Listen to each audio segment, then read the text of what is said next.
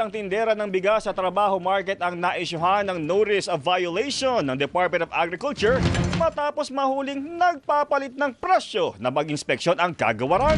Balita mula sa Maynila, hatid ni Radyo Patrol, Trisha Lindo. Trish. Jeff, nahuli mismo ng opisyal ng DA ang biglaang pagpapalit ng presyo at label ng bigas ng isang tindera bagong sorpresang inspeksyon sa Trabaho Market sa Maynila.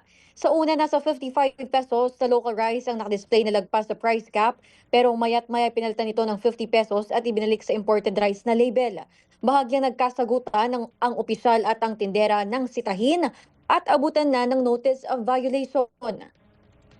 Nakita ko po kayo. Pakita ko na lang po yung mga resibo po namin. Kasi ma'am, pasensya na po mama, kasi hindi naman po talaga ganun kalaki kinikita natin. Dapat po hindi po tayo dito nagsisimula. Nagsisimula po tayo sa matataas na dealer. Yung nagpo-provide po sa amin.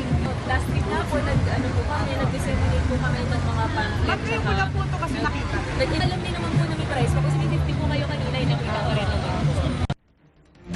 Jeff, bibigyan ng tindera ng 2 araw para magpaliwanag at kung mapatunayang may paglabag, ay may kakaharapin itong kaso. Kumuha rin ng DA ng sample ng bigas mula sa mislabeled na produkto sa kaisasalang sa Rice Analyzer para makumpirma ang klase ng bigas, pati na ang kalidad dito. Babala ng DA sa mga nagtitinda ng bigas na sumunod sa tamang labeling, presyo at huwag nang maghalo ng bigas. At yan ang balitang kumpirmado, sigurado. Ito ang Radyo Patrol, Trisha Lindo, DZMM. Maraming salamat, Trisha Lindo. Sinita rin ng